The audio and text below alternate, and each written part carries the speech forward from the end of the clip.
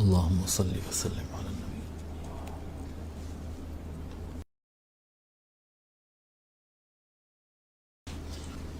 ربنا فاتحة. الحمد لله رب العالمين.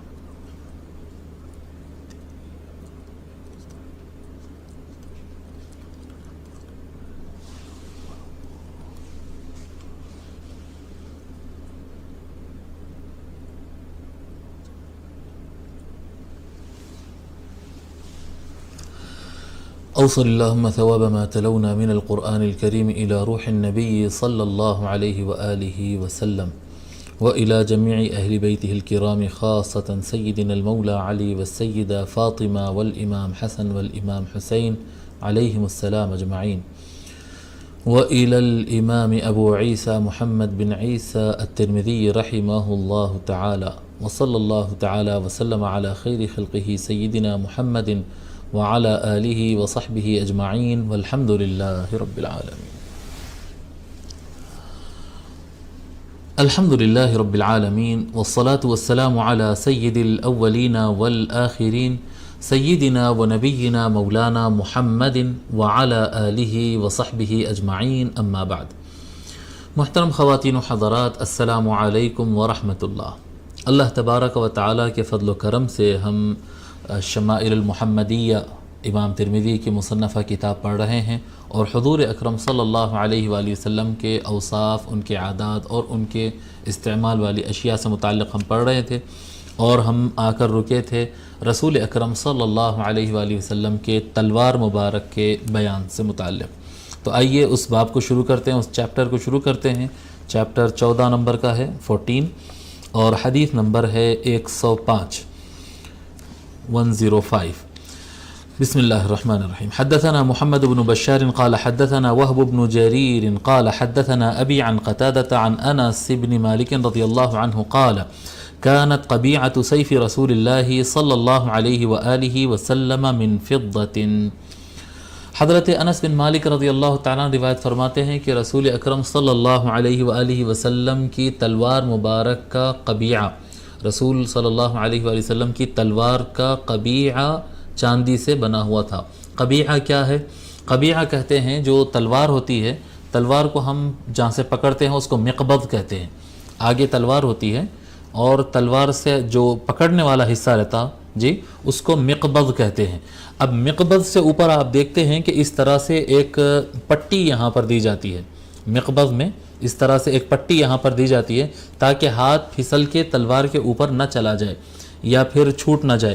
تو ایک پٹی یہاں پر دی جاتی ہے اور ایک یہاں پر ایک مٹھ جیسا تھوڑا سا موٹا دیا جاتا ہے. یہ دو حصوں کو بعض علماء کرام نے کہا کہ یہ دونوں حصوں کو مقبض کہا جاتا، اور بعض علماء کرام نے کہا کہ صرف نیچے کے حصے کو مقبض کہا جاتا ہے. ٹھیک ہے، یہاں پر ایک تصویر ہے، شاید اس سے آپ حضرات کو تھوڑا سا سہولت ہو جائے، میں آپ کو بتاتا ہوں.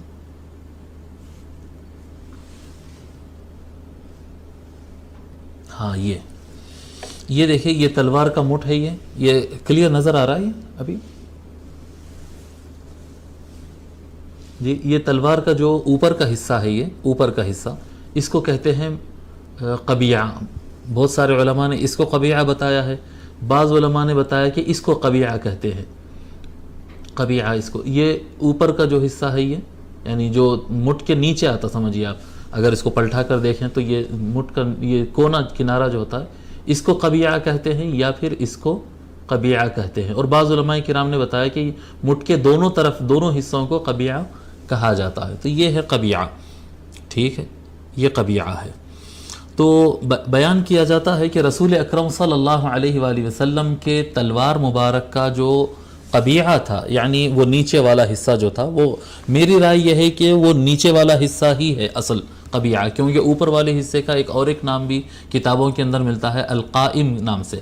اوپر والے حصے کو القائم بھی کہتے ہیں. تو غالباً میرا غالب گمان یہ ہے کہ وہ نیچے والا ہی حصہ ہوگا. تو رسول اکرم صلی اللہ علیہ وآلہ وسلم کا قبیعہ یعنی تلوار کا قبیعہ وہ چاندی سے بنا ہوا تھا. حدیث نمبر 106 حدثنا محمد بن بشار قال حدثنا معاذ بن هشام قال حدثني أبي عن قتادة عن سعيد بن أبي الحسن قال كانت قبيعة سيف رسول الله صلی اللہ علیہ وآلہ وسلم من فضة. یہ جو راوی ہے اس حدیث شریف کے یہ صحابی نہیں ہے، یہ تابعی ہے. عن سعید بن ابی الحسن، جی یہ سعید بن ابی الحسن جو ہے یہ تابعی ہے، اس کے لیے ان کے تفصیلات میں آپ حضرات کو نہیں لکھاؤں گا. ٹھیک ہے جی، اچھا زوم آؤٹ کرنا بھول گئے. ٹھیک ہے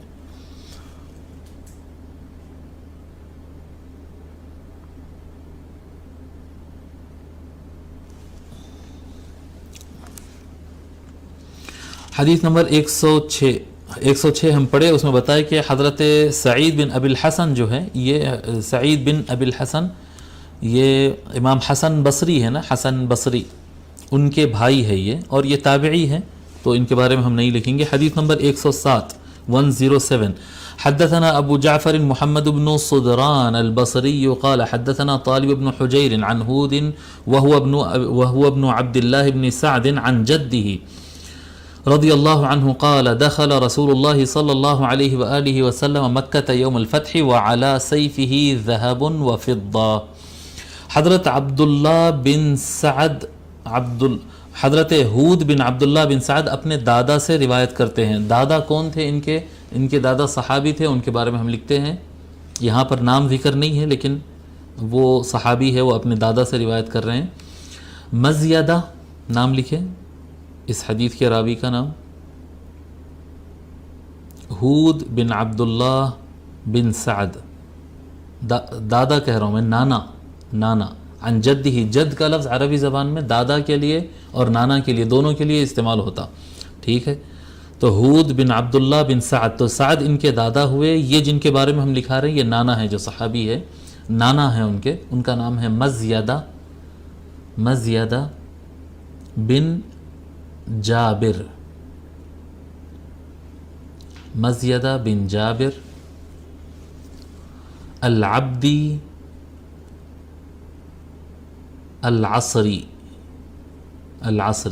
مزیدہ بن جابر العبدی العصری، یہ صحابی ہے اور بصرہ کے رہنے والے تھے، یعنی بعد میں بصرہ میں رہ گئے تھے. یہ بصرہ ایک سٹی ہے نا عراق میں، اور ان کی تاریخ وفات نہیں ملی، غیر مشہور صحابہ میں سے. تو حضرت مزیدہ بن جابر رضی اللہ تعالیٰ روایت فرماتے ہیں، کہتے ہیں کہ رسول اکرم صلی اللہ علیہ وآلہ وسلم مکہ میں داخل ہوئے فتح کے موقع پر، یعنی مکہ فتح جس سال ہوا تھا، فتح مکہ کے موقع پر رسول اکرم صلی اللہ علیہ وآلہ وسلم مکہ میں داخل ہوئے. وعلی سیفہ ذہب وفضہ، اور ان کی تلوار پر سونا اور چاندی لگا ہوا تھا. آپ کے اطلاع کے لیے میں آپ کو یہ بتاؤں کہ سونے کے ہتھیار استعمال کرنا اسلام میں پسندیدہ نہیں ہے. جی اب یہاں پر یہ جو فرما رہے ہیں کہ سونا اور چاندی تھا، علماء کرام بتاتے ہیں کہ وہ سونا اور چاندی نہیں تھا، وہ چاندی ہی تھی، لیکن چمک اتنی زیادہ تھی اس کے اندر، بعض حصوں پر ایسی چمک ہو رہی تھی کہ لوگ اسے سونا سمجھ رہے تھے، لیکن ان کے رسول اکرم صلی اللہ علیہ وآلہ وسلم کے تلوار میں سونا نہیں تھا. تو یہ کہہ رہے ہیں وعلی سیفہ ذہب وفضۃ، ان کے تلوار پر سونا اور چاندی تھا. قال طالب جو راوی ہے وہ بیان کرتے ہیں، فسألته عن الفضة فقال كانت قبيعة السيف فضة، میں نے ان سے فضہ کے بارے میں پوچھا، یعنی سلور کے بارے میں، چاندی کے بارے میں پوچھا کہ چاندی کہاں پر تھا، ان کے ہتھیار پر چاندی کہاں پر لگا ہوا تھا. فقال كانت قبيعة السيف فضة، آقا صلی اللہ علیہ وسلم فرمائے ان کے تلوار کا جو قبیعہ تھا، جیسے کہ میں بتایا وہ نیچے کا جو مٹھ کے نیچے کا جو حصہ ہوتا وہ چاندی کا بنا ہوا تھا.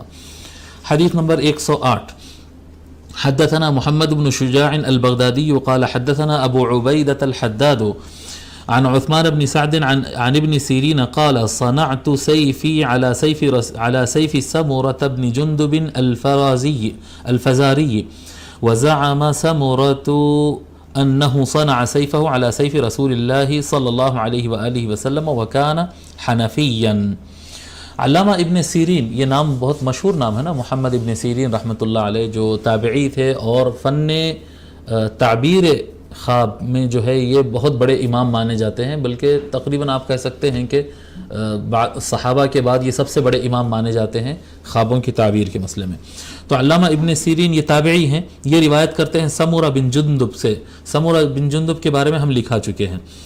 تو سمورہ وہ کہتے ہیں کہ میں اپنی تلوار، کون؟ ابن سیرین کہتے ہیں کہ میں اپنی تلوار کو سمورہ بن جندب کی تلوار کی طرح بنایا، سمورہ بن جندب کی تلوار کی طرح بنایا، اور کہتے ہیں کہ سمورہ بن جندب نے دعویٰ کیا ہے کہ ان کی تلوار وہ بالکل رسول اکرم صلی اللہ علیہ وآلہ وسلم کی تلوار کی طرح انہوں نے بنایا تھا۔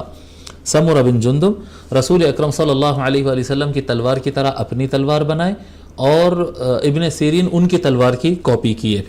پھر سمورہ بن جندب کہتے ہیں کہ وہ اپنی تلوار کو رسول اکرم صلی اللہ علیہ وآلہ وسلم کی تلوار کی طرح بنائے، وَكَانَ حنفیًا، اور رسول صلی اللہ علیہ وآلہ وسلم کی تلوار حنفی تھی۔ یہ میں اپنے ساتھیوں کو بھی کہہ رہا تھا، میرے ساتھی جو شافعی اور حنبلی دوست حضرات ہیں، میں ان کو کہہ رہا تھا دیکھو سرکار کی تلوار بھی حنفی تھی اور آپ لوگ شافعی حنبلی ہے۔ حنفی کہتے ہیں یعنی قدیم زمانے میں جو بنو حنیف قبیلہ تھا، تو بنو حنیف جو تلوار بناتے تھے تو اس تلوار کو کہتے تھے حنفی تلوار، جیسے یمنی تلوار، ہندی تلوار، عربی تلوار، ترکی تلوار جیسا ہوتا ویسا حنفی تلوار ہے وہ۔ حنفی شافعی والا حنفی نہیں ہے، تو وہ حنفی تلوار تھی، یعنی بنو حنیفہ نے بنایا سو تلوار تھا، یا وہ تلوار ایسی اس ڈھنگ میں بنی ہوئی تھی جیسا بنو حنیف قبیلے کے لوگ اپنی تلواریں بناتی تھی۔ اور بعض علماء نے لکھا ہے کہ نہیں، یہ تلوار کے جو بنانے کا جو کام ہے وہ بنو حنیف کے لوگ ہی کام کیے تھے یہ، ٹھیک ہے۔ حدیث نمبر 109، حدثنا عقبة بن مكرم البصري قال حدثنا محمد بن بكر عن عثمان بن سعد بهذا الاسناد نحوه۔ ایک سند ہے بالکل ہو بہو وہی روایت اس سند کے ساتھ ہے، ٹھیک ہے، اس سند کے ساتھ ایک مرتبہ اور ایک یہی روایت ہے۔ 15واں باب ما جاء في صفة درع رسول اللہ صلی اللہ علیہ وآلہ وسلم، رسول اکرم صلی اللہ علیہ وآلہ وسلم کے زرہ بختر کا بیان۔ زرہ بختر کیا کہتے ہیں؟ غالباً اس کو انگریزی میں آرمر کہتے ہیں۔ آرمر جو آدمی بڑی شیلڈ جیسی ہوتی جو باڈی پر پہنتا ہے آدمی، لوہے کے بناتے ہیں شیلڈ سامنے سے یا پیچھے سے، جی، تاکہ تلوار کا یا تیر کا وار نہ ہو اور زخم نہ ہو، اس لیے جو زرہ بختر پہنتے ہیں یا آرمر جو پہنتے ہیں اس کا بیان ہے۔ حضور صلی اللہ علیہ وآلہ وسلم کے پاس 7 آرمرز تھے، الگ الگ وقتوں پہ 7 الگ الگ استعمال کیے تھے جنگوں کے اندر۔ حدیث نمبر 110، باب شروع کرتے ہیں۔ حدیث نمبر 110 حدثنا ابو سعید عبد اللہ بن سعید الاشج قال حدثنا یونس بن بکیر عن محمد بن اسحاق عن یحیی بن عباد بن عبد اللہ بن زبیر عن ابیہ عن جدہ عبد اللہ بن الزبیر بن العوام عن الزبیر بن العوام رضی اللہ عنہ قال كان على النبي صلی اللہ علیہ وآلہ وسلم یوم احد درعان۔ اب اس حدیث شریف میں تین صحابہ کرام کا ذکر آئے گا، 2 کا نام آ گیا، 1 کا نام آگے آئے گا۔ وہ صحابہ کرام کے بارے میں ہم لکھ لیتے ہیں، پھر آگے پڑھیں گے۔ سب سے پہلا نام آیا عبداللہ ابن الزبیر، ان کے بارے میں لکھ لیجئے، عبداللہ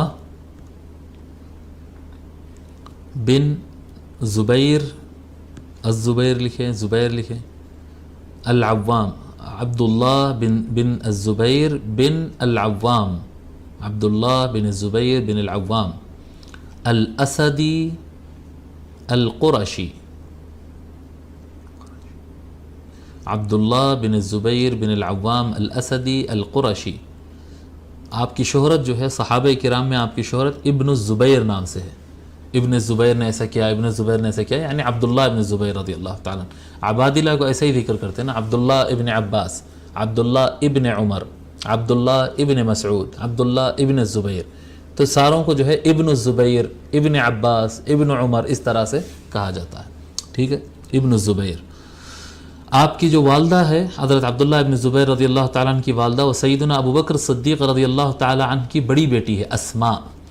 حضرت ابو بکر رضی اللہ تعالیٰ عنہ کی بعد والی بیٹی ام المؤمنین عائشہ ہے، بڑی بہن جو ہے حضرت ابو بکر رضی اللہ عنہ کی بڑی بیٹی ام المؤمنین عائشہ کی بڑی بہن عبداللہ ابن الزبیر بن العوام کی یہ ماں ہے، یہ ٹھیک ہے۔ آپ عبداللہ ابن زبیر رضی اللہ تعالیٰ عنہ کم عمر صحابہ میں سے مانے جاتے ہیں، اور رسول اکرم صلی اللہ علیہ وآلہ وسلم کے ساتھ جنگوں میں شریک نہیں رہے کیونکہ ان کی عمر بہت کم تھی، یعنی غالباً دو ہجری کو یا 3 ہجری کو تو آپ کی پیدائش ہے، یعنی جنگ بدر اور جنگ احد کے آس پاس ان دنوں میں آپ کی پیدائش ہے، تو یعنی آقا صلی اللہ علیہ وآلہ وسلم کے وصال کے وقت یہ 7-8 سال کی عمر کے رہے ہوں گے، اس لیے آپ کسی غزوات میں شریک نہیں رہے۔ اور یزید بن معاویہ سے آپ بیعت کا انکار کرنے والوں میں سے، بہت کم لوگ ہیں، یہ ذہن میں رکھے کہ بہت کم لوگ ہیں جو یزید کے ہاتھ پر بیعت نہ کیے۔ سیدنا امام حسین علیہ السلام کی شہادت کے بعد اہل مدینہ ایک انکار کیے تھے، باقی سارا لوگ جو ہے یعنی جان بچانے کے لیے، کوئی پسند نہیں کیا تھا لیکن جان بچانے کے لیے لوگ ان کے ہاتھ پر بیعت کر لیے تھے۔ اہل مدینہ جو ہے انقلاب کا اعلان کیے تھے اور وقعۃ الحرہ ہوا، سارا قتل و غارت گری ہوئی تھی۔ عبداللہ ابن زبیر مدینہ کے رہنے والے نہیں، مکہ کے رہنے والے تھے یہ، ٹھیک ہے، اور انہوں نے کعبۃ اللہ کی دوبارہ تعمیر بھی کی تھی، دوبارہ کعبۃ اللہ کے کنسٹرکشن میں کام کیا تھا انہوں۔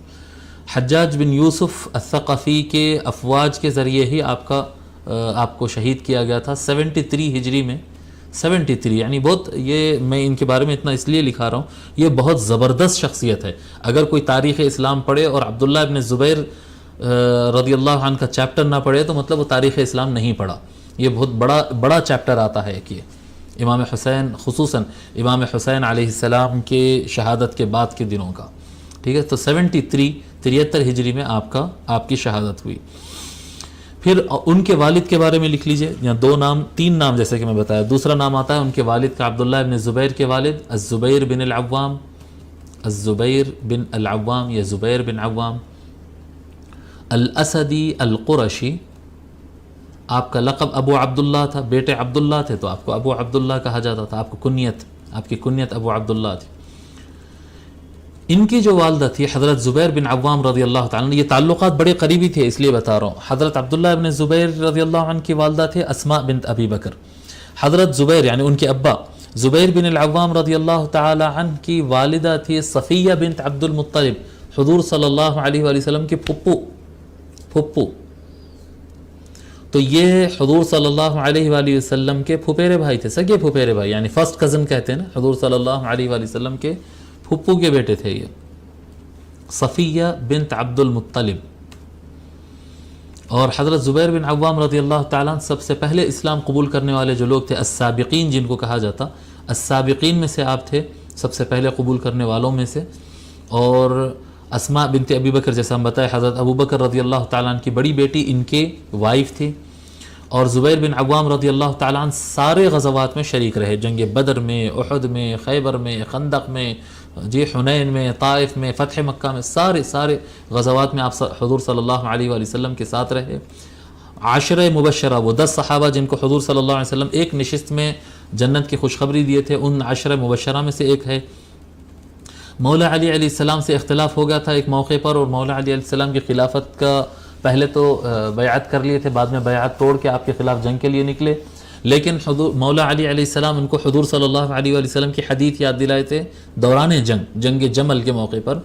ان کو باضابطہ وہ جب مولا علی کا اور عبداللہ زبیر بن عوام رضی اللہ تعالیٰ عنہ کا آمنا سامنا ہوا تو ایک حدیث یاد دلائے تھے، جس میں آقا صلی اللہ علیہ وسلم فرمائے تھے کہ اے زبیر، ایک موقع ایسا آئے گا کہ آپ اور علی آپس میں اختلاف کریں گے اور مقابلے پہ آ جائیں گے، اس دن زبیر تم غلطی پر ہوگی۔ جب وہ حدیث یاد دلائے تو ان کو یاد آ گئی، اور حضرت زبیر بن عوام رضی اللہ تعالیٰ عنہ کہتے ہیں کہ جیسے میں کہتے ہیں کہ ابھی اسی وقت مجھے یہ حدیث سرکار کا فرمان یاد آ گیا، اور میں اسی وقت جو ہے اس سے میں توبہ کرتا ہوں، اور کیا کہتے ہیں میدان جنگ آپ چھوڑ دیے اور اپنے اس خطا سے وہ توبہ کر لیے تھے۔ یقینی یعنی ان کی حق پسندی کی یہ علامت تھی کہ جیسے صحیح بات معلوم ہوئی اسی لمحے وہ اپنی بات سے رجوع کیے اور سرکار کی بات مان لیے، اور میدان جنگ چھوڑ کر جا رہے تھے، لیکن اسی میدان جنگ سے جب نکل رہے تھے تو کسی نے ان کو شہید کر دیا، تو آپ کی شہادت جنگ جمل کے موقع پر 36 ہجری کو تھی، 36 ہجری کو جنگ جمل ہوئی، اس میں آپ کی شہادت ہے۔ اور اسی طرح سے ایک شہید ہے جنگ جمل کے، جن کا اب نام ہم لکھنے جا رہے ہیں، تیسرے صحابی، ان کے بارے میں لکھیے، طلحہ بن عبید اللہ۔ حدیث شریف کے بیچ میں ان کا نام آئے گا، حدیث کا تسلسل نہ رکے اس لیے پہلے لکھا دے رہا ہوں۔ طلحہ بن عبید اللہ التیمی القرشی، طلحہ بن عبید اللہ التیمی القرشی، یہ بھی السابقون الاولون میں سے ہے، سب سے پہلے اسلام قبول کرنے والے افراد میں سے ہے، اور یہ بھی عشرہ مبشرہ میں سے ہے، وہ 10 صحابہ جن کو جنت کی بشارت سنائے تھے ان میں سے ہے یہ، اور یہ بھی رسول اکرم صلی اللہ علیہ وآلہ وسلم کے ساتھ سارے جہاد میں، سارے غزوات میں حضور صلی اللہ علیہ وسلم کے ساتھ رہے، اور جنگ احد کے موقع پر بہت زبردست آپ کا کام رہا۔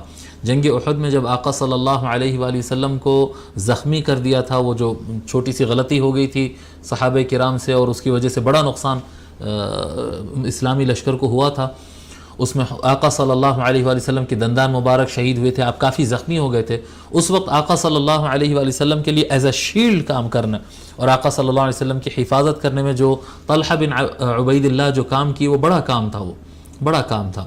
اور حضور صلی اللہ علیہ وسلم فرماتے تھے حضرت طلحہ کے بارے میں، زمین پہ چلتا ہوا اگر کوئی شہید کو دیکھنا چاہتا ہو تو دیکھ لو طلحہ کی طرف، یعنی ایک شہید کو چلتا پھرتا اگر کوئی دیکھنا چاہتے ہو تو طلحہ کو دیکھ لو، یعنی ایک بشارت تھی کہ یہ شہید ہونے والے ہیں طلحہ بن عبید اللہ۔ تو حضرت طلحہ رضی اللہ تعالی عنہ بھی زبیر بن عوام کے ساتھ تھے جنگ جمل کے موقع پر، جب مولا علی علیہ السلام سے وہ لشکر ٹکرایا تھا۔ یہ قائدین تھے، یہ لیڈرز تھے اس لشکر کے، جیسا کہ زبیر بن عوام رضی اللہ تعالیٰ عنہ کے سامنے سرکار کی بات آتی، وہ یعنی کیا کہتے ہیں توبہ کر لیے اور صحیح راہ پر آ گئے تھے اور شہید ہو گئے۔ اسی طرح سے طلحہ بن عبید اللہ رضی اللہ تعالیٰ عنہ بھی جو ہے وہ انتقال سے پہلے اس میدان جنگ کے اندر ہی اپنی اس غلطی سے توبہ کرتے ہیں اور پیچھے ہٹتے ہیں۔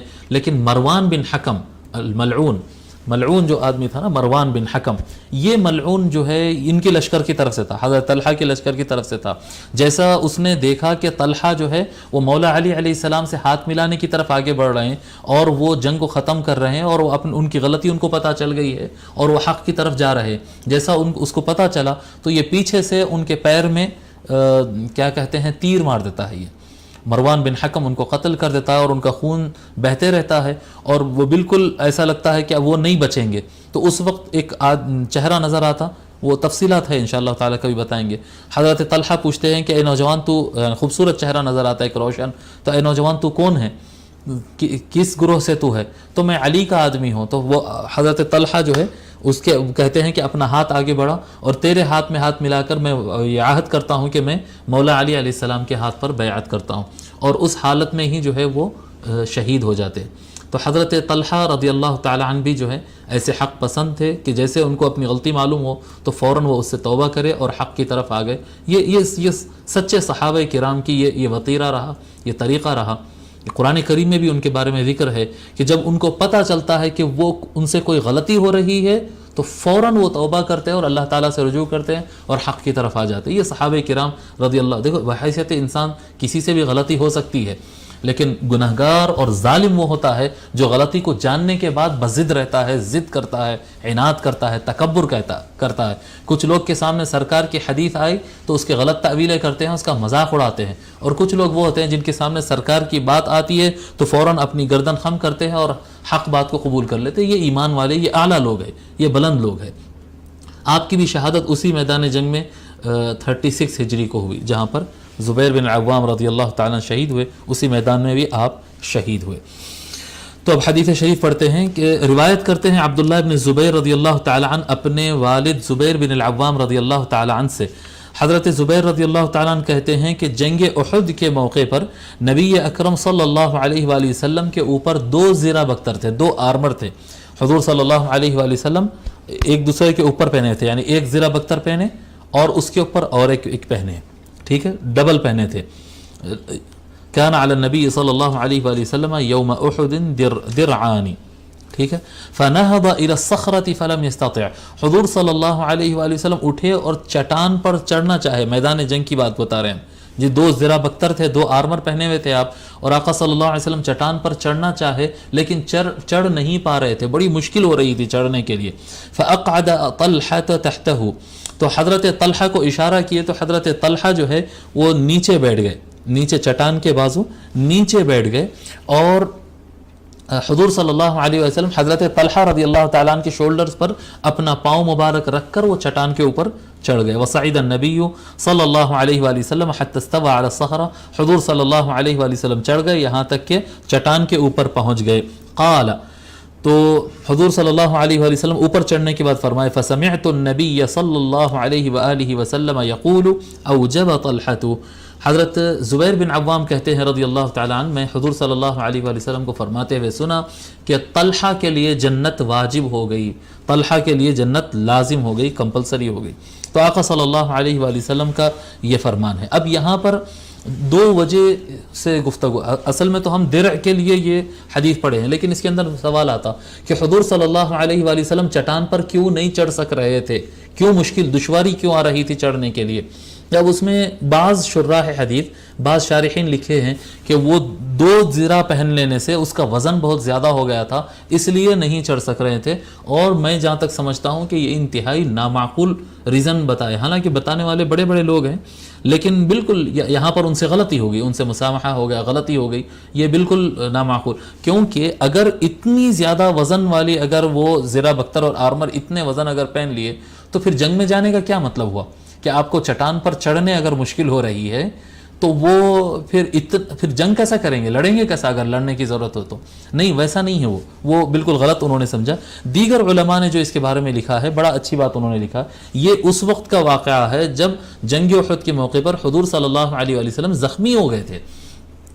زخموں کی شدت کی وجہ سے صرف دندان مبارک شہید ہوا تھا ایسا نہیں ہے، صرف 1-2 دانت ٹوٹے تھے اس طرح سے نہیں ہے. آقا صلی اللہ علیہ وآلہ وسلم کو اس دن کافی زخم آئے تھے اور ان زخموں کی وجہ سے وہ چٹان پہ اوپر نہیں چڑھ رہے تھے. اور حضرت طلحہ رضی اللہ تعالیٰ عنہ جو حضور صلی اللہ علیہ وآلہ وسلم کو سیو کرنے کا کام کر رہے تھے، وہاں آقا کے قریب تھے، وہ تھے. اور ایک صحابی تھے غالباً سعد بن معاذ رضی اللہ تعالیٰ عنہ. یہ لوگ حضور صلی اللہ علیہ وآلہ وسلم کو سیو کیے اور لے گئے، اور وہ جو ہے طلحہ رضی اللہ تعالیٰ عنہ اپنے جھک کر نیچے بیٹھے اور حضور صلی اللہ علیہ وسلم ان کے اوپر قدم رکھ کر آگے گئے. اور یہ بات بالکل معقول ہے، یہ بات بالکل معقول ہے. تو بہرحال بتانا یہ چاہ رہے ہیں کہ اس حدیث شریف کے ذریعے حضور صلی اللہ علیہ وآلہ وسلم ڈبل آرمر پہنے تھے، ایک کے اوپر ایک، 2 پہنے تھے اس موقع پر. حدیث نمبر 111 حدثنا ابن ابي عمر قال حدثنا سفيان بن عيينة عن يزيد بن خصيفة عن السائب بن يزيد الأزدي رضي الله عنه أن رسول الله صلى الله عليه وآله وسلم كان عليه يوم أحد درعان قد ظاهر بينهما. حضرت سائب بن یزید رضی اللہ تعالیٰ عنہ روایت فرماتے ہیں کہ رسول اکرم صلی اللہ علیہ وآلہ وسلم پر احد کے دن 2 درع تھے، 2 زرہ بختر تھے، 2 آرمرز تھے، اور ان قد ظاہر بینہما یعنی ایک کے اوپر ایک پہنے تھے. جیسا کہ ہم بتائیں کہ حضور صلی اللہ علیہ وآلہ وسلم کے جو زرہ بختر، جو آرمرز آپ یوز کیے ہیں، اس کے بارے میں آتا ہے کہ وہ 7 الگ الگ تھے، اور یہ جو 2 استعمال کرے تھے اس کا اچھا جیسا تلواروں کے نام رکھتے تھے نا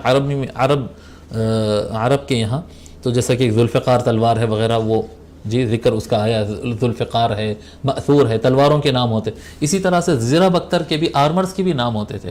تو حضور صلی اللہ علیہ وآلہ وسلم جو آرمرز یوز کرے تھے، ایک کا نام تھا ذات الفضول، اور یہ جو آرمر تھا اس کا سائز بڑا تھا، یہ لمبا تھا.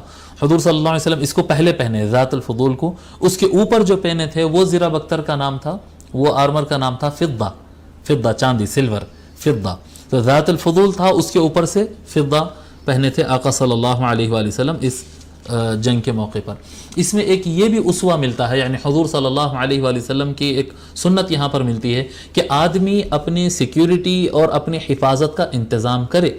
بعض لوگ ایسے باتیں کرتے ہیں کہ نہیں، ہم کو کوئی حفاظت کی ضرورت نہیں ہے، ہم کو کچھ نہیں ہو سکتا ہے، ہم کو نہیں. کانفیڈنس ہونا چاہیے، انسان کے اندر کانفیڈنس ہونا چاہیے، اللہ تعالیٰ پہ بھروسہ ہونا چاہیے، وہ اپنی جگہ ہے. لیکن سیکیورٹی اختیار کرنا، یعنی اپنی حفاظت کے لیے، اپنی سیفٹی کے لیے انتظام کرنا، اپنی سیکیورٹی کے لیے گارڈز رکھنا، یہ سب آقا صلی اللہ علیہ وآلہ وسلم کی سنت ہے. جب تک قرآن کی آیت نازل نہیں ہوئی واللہ یعصمک من الناس، کہ بے شک اللہ تبارک و تعالیٰ آپ کو لوگ سے حفاظت کرے گا، جب یہ آیت نازل ہوئی اس وقت حضور صلی اللہ علیہ وآلہ وسلم اپنے گارڈز کو چھٹی دے دیے تھے، محافظین کو اپنے سیکیورٹی گارڈز کو چھٹی دے دیے تھے، فرماتے تھے کہ اب ضرورت نہیں ہے، اب اللہ تعالیٰ ڈائریکٹ وعدہ فرما دیا ہے. لیکن اس سے پہلے تک حضور صلی اللہ علیہ وآلہ وسلم جو ہے وہ گارڈز رکھتے تھے. تو گارڈز کا رکھنا، اپنی سیفٹی کے لیے لباس کا اہتمام کرنا، یہ سب حضور صلی اللہ علیہ وآلہ وسلم کی سنتوں میں سے ہے، کرنا چاہیے. ٹھیک ہے، یعنی جس کو خطرہ ہو اس کو کرنا چاہیے.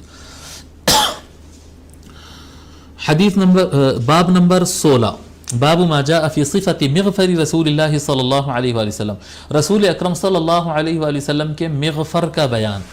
مغفر کیا ہے؟ یہ مغفر کے بارے میں عام طور پر اس کو لوگ جو کہتے ہیں جنگ کے لیے استعمال کی جانے والا جو ہیلمٹ ہوتا ہے، جی خود کہتے ہیں اردو میں، اس کو خود کہتے ہیں یا خودہ کہتے ہیں. وہ اصل میں عربی سے لے لیے سو لفظ ہے، عربی میں خودہ کہتے ہیں. وہ ہیلمٹ جو ہوتا ہے نا اس کو خودہ کہتے ہیں، ہیلمٹ کو. تو وہ جو جنگ کے لیے استعمال ہوتا ہے نا، لوہے کے بنا کر پہنتے ہیں سر کے اوپر، اس کو سمجھ لیے ہیں لوگ. لیکن میں جہاں تک سمجھتا ہوں مغفر وہ نہیں ہے. مغفر کہتے ہیں، آپ حضرات دیکھے ہوئے ہیں غالباً، مغفر کہتے ہیں لوہے سے جالی بنائی جاتی ہے، جالی. اور عام طور پر یہ لوہے کی ٹوپی کے اوپر یہاں پر جو جالی آتی، دیکھیے گردن کے اوپر جالی آتی ہے کہ اگر یہاں سے وار ہو تو وہ جالی اس کو روکتی ہے. تو یہ جالی کو مغفر کہتے ہیں. اور یہ جالی رسول اکرم یعنی بعض لوگ اس کو گردن پہ استعمال کرتے تھے لوہے کی ٹوپی کے ساتھ. اور عرب کے اندر جو جنگوں پر جو لوگ جاتے تھے تو کئی مرتبہ وہ لوگ ایسا کرتے تھے کہ جالی کو اپنے سر پر رکھتے تھے، اوپر سے عمامہ باندھ لیتے تھے. شملہ باندھ کے جنگ کرتے ہوتے اور یا ٹوپی پہن کے جنگ کر رہے ہوتے، لیکن اس کے اندر جالی ہوتی تھی. تو یہ جو جالی ہوتی اس کا نام مغفر، جو لوہے کی جالی رہتی، فلیکسیبل رہتی، جالی اس طرح سے حرکت کر سکتی، اس کو سر پر رکھتے یا گردن پر رکھتے اور اوپر سے کچھ اور کور کر دیتے ہیں. تو یہ مغفر ہے. حضور صلی اللہ علیہ وآلہ وسلم بھی مغفر استعمال کیے، تو وہ کس طرح سے تھا، کیسا تھا، اس کے بارے میں یہ بیان ہے. ٹھیک ہے. حدیث نمبر 112 حدثنا قتيبة بن سعيد قال حدثنا مالك بن أنس عن ابن شهاب عن أنس بن مالك رضي الله عنه أن النبي صلى الله عليه وآله وسلم دخل مكة وعليه مغفر فقيل له هذا ابن خطل متعلق بأستار الكعبة فقال اقتلوه. حضرت انس بن مالک رضی اللہ تعالیٰ روایت فرماتے ہیں کہ رسول اکرم صلی اللہ علیہ وآلہ وسلم مکہ میں داخل ہوئے تو ان کے اوپر مغفر تھا، یعنی وہ جالی حضور صلی اللہ علیہ وآلہ وسلم سر کی حفاظت والی جالی جو ہے وہ استعمال فرمائے. مغفر تھا ان پر. فقیل لہ، ان سے کہا گیا کہ یا رسول اللہ ھذا ابن خطل، یہ ابن خطل ہے، یہ جو ابن خطل ہے یہ اس وقت متعلق باستار الکعبۃ، یہ کعبۃ اللہ کے غلاف سے لٹکا ہوا ہے. ابن خطل ایک بڑا بدماش تھا، ابھی میں اس کے بارے میں بتاؤں گا. ابن خطل بڑا بدماش تھا. یہ اپنی جان بچانے کے لیے کعبۃ اللہ مسجد حرام میں داخل ہو گیا، بلکہ کعبۃ اللہ کے غلاف سے جا کر لٹک گیا. جی فقال اقتلوه، حضور صلی اللہ علیہ وآلہ وسلم فرمائے کہ اس مقام پر بھی اس کو قتل کر دو. مسئلہ یہ ہے کہ مسجد حرام کے اندر جانے کے بعد کوئی کسی کا خون نہیں بہاتا، وہاں پر کسی کو قتل کرنے کی اجازت نہیں ہے. لیکن حضور صلی اللہ علیہ وآلہ وسلم فرمائے کہ مکہ مکرمہ کی سرزمین حرام ہے. حرام یعنی اس پر کسی کو قتل کرنا جائز نہیں ہے، یہاں پر جنگ کرنا جائز نہیں ہے، مگر اللہ تبارک و تعالی نے ایک ٹائم کے لیے میرے لیے دشمنوں کا خون بہانا حلال کیا ہے. جی یہ پہلے بھی حرام تھی، حرمت ہے اس زمین کی، آگے بھی حرمت ہے، لیکن ایک ٹائم ہے جس میں اللہ تبارک و تعالی نے مجھے اجازت دی ہے کہ اب یہاں پر یہ کارروائی کی جا سکتی ہے. تو اس وقت فتح مکہ کے موقع پر آقا صلی اللہ علیہ وآلہ وسلم جب داخل ہوئے تو پرامن طریقے سے، یعنی ایسا گھیراؤ اتنی قوت کے ساتھ داخل ہوئے کہ دشمن جو مشرکین مکہ وغیرہ تھے، ابو سفیان کی قیادت تھی، یہ سب نے دیکھ لیا کہ اب مقابلہ ہی نہیں کر سکتے، تو انہوں نے ہتھیار ڈال دیے. اور حضور صلی اللہ علیہ وآلہ وسلم فرمائے کہ جو اپنے گھر میں داخل ہو گیا اس کو امن ہے. جی اس کو جو اپنے گھر میں داخل ہو جائے اس کو امان ہے، کسی کو مارا نہیں جائے گا. کچھ افراد تھے 5-6 نوجوان جو اپنے تلوار نکالے اور بولے کہ نہیں جو ہوتا ہم مقابلہ کر لیں گے. تو سرکار سے آ کر صحابہ پوچھے یا رسول اللہ یہ 5-6 نوجوان ہیں جو تلوار لے کر حملہ کر رہے. تو سرکار نے ایسا اشارہ فرما دیا تھا، بس ایسے اشارہ فرما دیا تو وہ 5-6 کو مار دیا گیا تھا اسی وقت. 10,000 کا لشکر لے کے مسلمان داخل ہوئے تھے تو وہ تو کوئی بات ہی نہیں تھی، وہ ایسے اشارہ کیے ان کو مار دیا گیا اور وہ قصہ ختم ہو گیا. ابن خطل کے بارے میں آقا صلی اللہ علیہ وسلم فرمائے تھے کہ اس کو مارنا ہے، اس کو مارنا ہے. اور یہ ابن خطل جا کر اپنی جان بچانے، اس کو پتا تھا کہ آج کہیں بھی نہیں بچ سکتا ہوں میں، وہ جا کر جو ہے وہ غلاف کعبہ سے لٹک گیا کہ شاید کعبۃ اللہ اور غلاف کعبہ کی وجہ سے میری جان بخش دی جائے گی. لیکن سرکار فرمائے وہاں پر بھی جب لٹک گیا وہاں پر کہے تو مار دو فرمائے آقا صلی اللہ علیہ وسلم، اور اس کو مارا گیا. اس کی وجہ کیا تھی؟ ابن خطل کا نام اصل میں عبد العزیٰ تھا، اور یہ عبد العزیٰ جو ہے ابن خطل یہ اسلام قبول کیا. اسلام کیا قبول کیا؟ اسلام قبول کرنے کا ناٹک کیا. اسلام قبول کیا، حضور صلی اللہ علیہ وآلہ وسلم کے پاس آیا، اور حضور صلی اللہ علیہ وآلہ وسلم کے پاس بیٹھا، قریب ہوا. آقا صلی اللہ علیہ وآلہ وسلم پر وحی نازل ہوتی تو یہ وحی کی کتابت کرتا تھا. یہ کاتب وحی تھا، ابن خطل کاتب وحی تھا.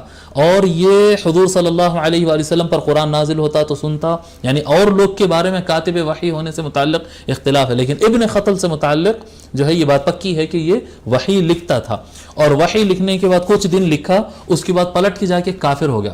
حضور صلی اللہ علیہ وآلہ وسلم کے جب آ کر یہ مدینے میں رہا تھا تو اس کی خدمت میں ایک مسلمان بھی رکھے تھے، ایک مسلمان کو رکھا گیا تھا جو اس کی خدمت کرتا تھا. یہ کاتب وحی ہے، اس کی خدمت کرو اس طرح سے. تو وہ اپنے مسلمان خادم کا بھی قتل کر دیا، کافر ہو گیا پلٹ کر، اور اپنے خادم کا قتل کر دیا، اور بھاگ کے واپس مکہ آ گیا اور لوگوں کو دھوکہ دیا، کہا کہ نہیں محمد اپنی طرف سے لکھاتے، سب جھوٹ کہا. حضور یعنی قتل بھی کر دیا، اور حضور صلی اللہ علیہ وآلہ وسلم پر جھوٹا الزام لگایا کہ ان کے اوپر وحی نازل نہیں ہوتی اور یہ اپنی طرف سے لکھاتے ہیں بول کر بات کو پھیلایا. یعنی لوگوں کو اسلام سے روکنے کی محنت کیا، کوشش کیا. اور باضابطہ پیسہ خرچہ کر کر یہ شخص جو ہے گانے والیوں کو خریدا تھا، یعنی ایسے باندیوں کو خریدا تھا جو سنگنگ میں، گانا گانے میں بڑے اچھے تھے، ویسے زیادہ اس کو زیادہ اماؤنٹ خرچ ہوتی، تو خوب پیسہ بھی خرچہ کیا اور گانے والیوں کو لایا اور ان کو ایسا کلام لکھ کر یا جمع کر کے دیتا تھا جو حضور صلی اللہ علیہ وآلہ وسلم کے خلاف ہو. اور آقا صلی اللہ علیہ وآلہ وسلم کا مذاق اڑانا، آقا صلی اللہ علیہ وسلم کے خلاف بولنا، اس طرح سے گانے گواتا تھا. ایک عام آدمی کہے تو کم لوگ سنیں گے، لیکن اگر گانے گائے، وہ بھی عورتوں سے اگر گانے لگائے تو لوگ زیادہ سے زیادہ جمع ہوتے اور سنتے. تو حضور صلی اللہ علیہ وآلہ وسلم کا مذاق اڑانا، آقا کے خلاف بولنا، اس کے اوپر پیسہ خرچ کرتا، محنت کرتا، اس طرح سے فساد کرتا تھا. اور یہ ایک صحابی کا قتل بھی کر چکا تھا. اس لیے حضور صلی اللہ علیہ وآلہ وسلم فرماتے کہ ابن خطل کو تو قتل کرنا ہے، ابن خطل کو قتل کرنا ہے. آقا صلی اللہ علیہ وآلہ وسلم کا حکم تھا. تو اب مسئلہ کیا ہے؟ پھر اب ایک خیال آئے گا کہ بھئی کلمہ بھی پڑھا تھا اور وحی بھی لکھا تھا، تو کتابت وحی اگر کوئی اسلام قبول کرے، کوئی اسلام کا اعلان کرے، کوئی وحی لکھے یا کچھ کرے یا اس طرح کے اور بھی کوئی اچھے کام کرے، اعتبار اس بات کا ہوتا ہے کہ وہ بعد میں کیا کیا ہو. انما الاعمال بالخواتیم، اس اعمال کا دار و مدار خاتمے پر ہے. اختتام کیسا کیا؟ اختتام آقا کے انکار سے کیا. اختتام کیا کہتے ہیں، حضور صلی اللہ علیہ وآلہ وسلم کی ہجو اور حضور کی شان میں گستاخی کرنے سے وہ اختتام کیا، تو اس کے کاتب وحی ہونا اس کے کام نہیں آیا. ٹھیک ہے. حدیث نمبر 113 حدثنا عيسى بن أحمد قال حدثنا عبد الله بن وهب قال حدثني مالك بن أنس عن ابن شهاب عن أنس بن مالك رضي الله عنه أن رسول الله صلى الله عليه وآله وسلم دخل مكة عام الفتح وعلى رأسه المغفر. تقریباً قریب ہم معنی روایت ہے. حضرت انس بن مالک رضی اللہ تعالیٰ روایت فرماتے ہیں کہ رسول اکرم صلی اللہ علیہ وآلہ وسلم مکہ میں داخل ہوئے فتح کے سال، عام الفتح یعنی فتح مکہ کے سال. وعلی رأسہ المغفر، اور حضور صلی اللہ علیہ وآلہ وسلم کے سر مبارک پر مغفر تھا، وہی لوہے کی جالی تھی. قال فلما نزعہ جاءہ رجل، جب حضور صلی اللہ علیہ وآلہ وسلم وہ مغفر نکال لیے، یعنی جنگ ختم ہو گئی تھی. مغفر کب نکالتا آدمی؟ جی کب نکالتا ہے؟ اس وقت نکالتا ہے جب جنگ ختم ہو گئی. تو ویسے تو جیسا کہ میں بتایا کہ وہ کوئی خاص جنگ تھی نہیں جی، کنٹرول پوری قوت کے ساتھ آ کر کنٹرول لے لیے تھے. جب سب معاملہ ہو گیا تو حضور صلی اللہ علیہ وآلہ وسلم اپنا مغفر نکال لیے تھے. اور دوسری روایت میں آتا ہے کہ یہ مغفر کو نکال لیے تھے اور حضور صلی اللہ علیہ وسلم اپنا عمامہ پہن لیے تھے. مغفر کو نکال کر عمامہ پہن لیے تھے. کون سا عمامہ؟ بلیک کلر کا عمامہ، جو فتح مکہ کے موقع پر آقا صلی اللہ علیہ وسلم بلیک پہنے تھے جی. اس کا ذکر آگے انشاءاللہ تعالی ہم مزید کریں گے. تو مغفر جب حضور صلی اللہ علیہ وسلم اتار لیے، اس وقت ایک آدمی آیا اور کہا ابن خطل متعلق باستار الکعبہ، یا رسول اللہ ابن خطل کعبے کے غلاف سے، کعبے کے پردوں کے ساتھ یہ لٹک گیا، کعبے کے پردوں اور کعبے کے چادروں کے ساتھ یہ لٹک گیا، کیا کرنا ہے؟ فقال اقتلوه، حضور صلی اللہ علیہ وسلم فرمائے کہ اس کو ختم کر دو. اس کو ختم کر دو۔ ابن شہاب کہتے ہیں وبلغنی ان رسول اللہ صلی اللہ علیہ وآلہ وسلم لم یکن یومئذ محرما، ابن شہاب جو روات میں سے ایک راوی ہے وہ کہتے ہیں کہ اور مجھے یہ اطلاع ملی ہے کہ حضور اکرم صلی اللہ علیہ وآلہ وسلم اس دن احرام باندھے ہوئے نہیں تھے، یعنی احرام باندھ کے داخل نہیں ہوئے تھے مکہ، مکہ فتح کرنے کے لیے آئے تھے، عمرہ کرنے کے لیے نہیں آئے تھے۔ ٹھیک ہے، باب 17واں باب چیپٹر 17 باب ما جاء فی صفت امامت رسول اللہ صلی اللہ علیہ وآلہ وسلم، رسول اکرم صلی اللہ علیہ وآلہ وسلم کا امامہ شریف کیسا تھا؟ ٹھیک ہے، کیسا تھا؟ امامہ کے بارے میں آپ کو بتا دوں کہ ہر وہ کپڑا جو سر کے اطراف لپیٹا جاتا ہے اس کو امامہ کہتے ہیں۔ اب امامے کے کئی طریقے رہیں گے، کئی بڑے امامے، چھوٹے امامے، مختلف رنگ کے امامے، الگ الگ اسٹائل کے امامے، جو ہے حجازی امامہ الگ ہے، یمنی امامہ الگ ہے۔ یہ جو اسٹائل ہے یہ یمنی ہے، یہ یمنی امامہ کا اسٹائل ہے، میں جو باندھا ہوں تو یمنی امامہ ہوتا ہے اور حجازی امامہ الگ ہوتا ہے۔ ہر جگہ کا پگڑی باندھنے کا انداز ہر جگہ کا، ہندوستان کا بھی پگڑی کا راجستانی اسٹائل الگ ہے، دکنی اسٹائل الگ ہے، تو اسٹائل اپنی اپنی جگہ رہیں گے، رنگ اپنی جگہ رہے گا، سائز اپنی جگہ رہے گا، لیکن ہر وہ کپڑا جو سر سے باندھا جاتا ہے اس کو امامہ کہتے ہیں۔ کوئی آدمی کسی طرح سے اپنے سر پر امامہ باندھ لے تو امامہ باندھنے کی سنت ادا ہو جاتی ہے۔ اب سائز کتنا تھا، اسٹائل کیسا تھا، وہ ایکسٹرا الگ سے سنتیں ہوں گے۔ لفظ امامہ باندھنے سے سنت ادا ہو جاتی ہے، سر پر کپڑا باندھنے سے سنت ادا ہو جاتی ہے۔ ٹھیک ہے، ہاں یہ اس کو امامہ کہتے ہیں۔ اور یہ بھی بتا دوں کہ یہ جو پیچھے چھٹتا ہے نا اس کو شملہ کہتے ہیں۔ ہم عام طور پہ شملہ اور امامہ کا فرق نہیں معلوم رہتا، شملہ باندھنا اردو میں زیادہ تر ایسا استعمال ہوتا ہے۔ یہ امامہ ہے، یہ جو اوپر سر پہ باندھا جاتا ہے یہ امامہ، اور یہ جو چھوڑا جاتا ہے اس کو شملہ کہتے ہیں، اس کو شملہ کہتے ہیں۔ حدیث نمبر 114 حدثنا محمد بن بشار قال حدثنا عبد الرحمن بن مهدي عن حماد بن سلمة تحويل وحدثنا محمود بن غيلان قال حدثنا وكيع عن حماد بن سلمة عن أبي الزبير عن جابر بن عبد الله رضي الله عنهما قال دخل النبي صلى الله عليه وآله وسلم مكة يوم الفتح وعليه عمامة سوداء۔ حضرت جابر بن عبداللہ رضی اللہ تعالیٰ روایت فرماتے ہیں کہ رسول اکرم صلی اللہ علیہ وآلہ وسلم مکہ میں داخل ہوئے فتح کے موقع پر، فتح مکہ کے موقع پر مکے میں داخل ہوئے، اس وقت ان کے سر پر کالا امامہ تھا، ان کے سر پر کالا امامہ تھا۔ پچھلے چیپٹر کے ساتھ اس کو جوڑتے ہوئے ہم بتا دیتے ہیں کہ بعض علماء نے کہا کہ حضور صلی اللہ علیہ وآلہ وسلم مغفر رکھے، یعنی وہ جو لوہے کی جالی ہوتی ہے وہ مغفر رکھے اور اس کے اوپر سے کالا امامہ باندھے۔ اور بعض روات کا یہ کہنا ہے کہ آقا صلی اللہ علیہ وآلہ وسلم کالا امامہ پہلے سے باندھے ہوئے نہیں تھے، وہ مغفر اتارنے کے بعد، مغفر نکالنے کے بعد آقا صلی اللہ علیہ وآلہ وسلم کالا امامہ جو ہے وہ باندھے ہیں سر پر۔ تو دونوں باتیں ہیں۔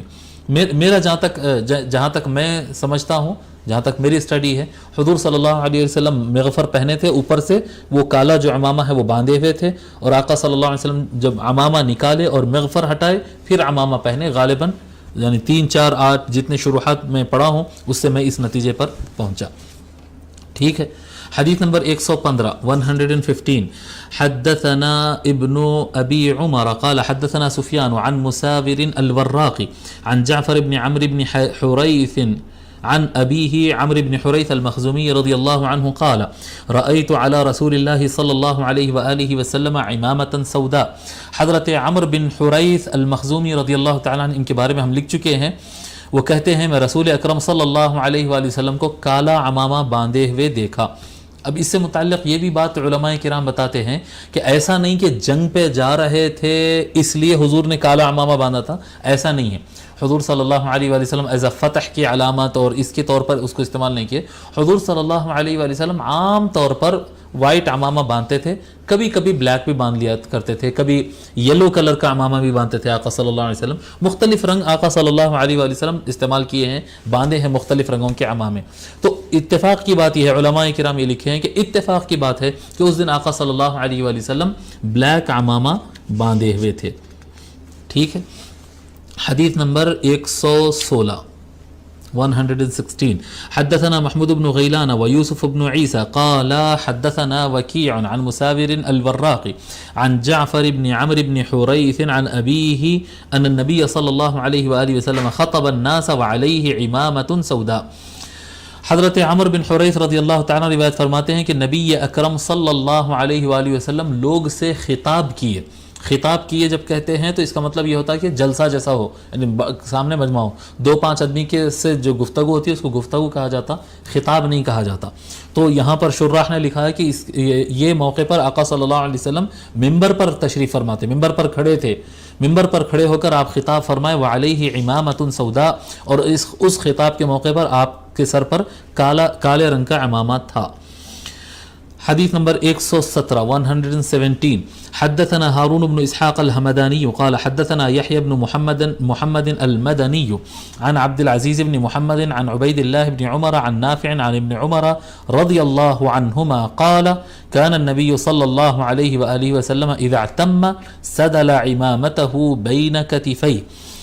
حضرت عبداللہ ابن عمر رضی اللہ تعالیٰ روایت فرماتے ہیں، کہتے ہیں کہ نبی اکرم صلی اللہ علیہ وآلہ وسلم جب عمامہ باندھتے تھے تو سدل عمامتہ بین کتفیہ، تو اپنے عمامہ کے ایک حصے کو، جس کو ہم شملہ نام بتائیں، اپنے عمامہ کے ایک حصے کو ایسے لمبے چھوڑ دیتے تھے.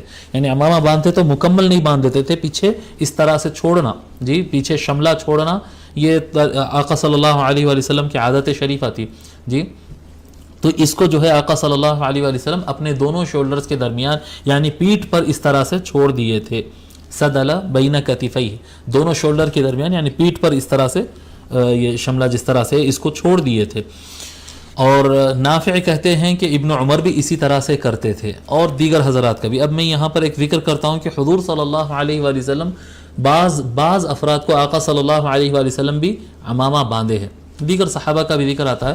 حضور اکرم صلی اللہ علیہ وآلہ وسلم مولا علی علیہ السلام کو بھی عمامہ باندھے اور زیادہ ہی باندھے دوسروں سے.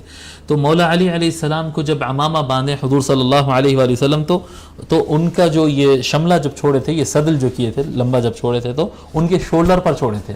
آقا صلی اللہ علیہ وآلہ وسلم مولا علی کے شولڈر پر چھوڑے تھے.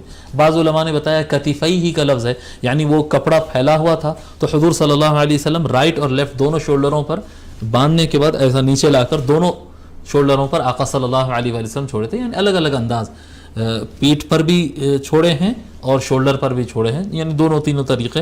یعنی توسع ہے اس کے اندر، یہ کوئی جائز ناجائز کا مسئلہ نہیں ہے.